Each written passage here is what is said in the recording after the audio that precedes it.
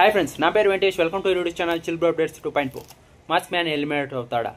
చాలామంది అడుగుతున్నారు ఈ క్వశ్చన్. అయితే ఖచ్చితంగా ఇలాగే ఉంటే మిడ్ వీక్ లేకుంటే సండే రోజు ఓట్లు తక్కువ వచ్చాయని పంపించేస్తారు. అతను నేను చెప్పిందే నిజం, ఇంకెవరు చెప్పేది నిజం కాదు అన్నట్టుంటాడు. లేకుంటే ఎవరన్నా ఏదన్నా చెప్పినా కూడా అతను అర్థం చేసుకోడు. నేనే కరెక్ట్ అని ఉంటాడు. సాటర్డే రోజు ఏదైతే నాకు సార్ చెప్పాడో అప్పటి నుంచే అతను డల్గానే ఉంటున్నాడు. 3 days నుంచి అయితే సరిగ్గా తినడం లేదు కూడా. హౌస్ మేట్స్ అందరూ అడుక్కున్నారు. ఆఖరికి భరణి గారు కూడా అడుక్కున్నారు. ఇంకా శ్రీజ కూడా అడిగింది. మీలాంటి ఫేక్ పర్సన్స్ మధ్య నేను ఉండదలుచుకోలేదు.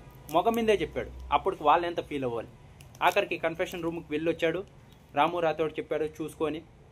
ఇంకా అంతకంటే ఇంకా ఏం చేస్తాడు బిగ్ బాస్. కానీ అతను డల్గానే ఉంటున్నాడు. చూస్తారు ఎన్ని రోజులని చూస్తారు బిగ్ బాస్ టీం. ఇలానే ఉంటే కుదరదని ఖచ్చితంగా మెడికల్ ఎమర్జెన్సీ అని చెప్పి మిడ్ వీక్లో ఎలిమినేట్ చేయొచ్చు.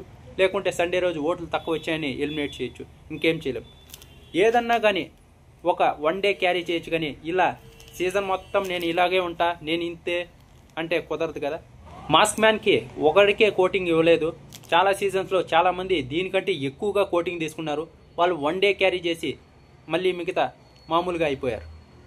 టాస్క్లు ఆడుతున్నారు, భోజనం చేస్తున్నారు, ఇంకా ఏదైనా ఫన్ టాస్క్లు ఉంటే అవి చేస్తున్నారు. ఇలా మూడీగా అయితే లేరు.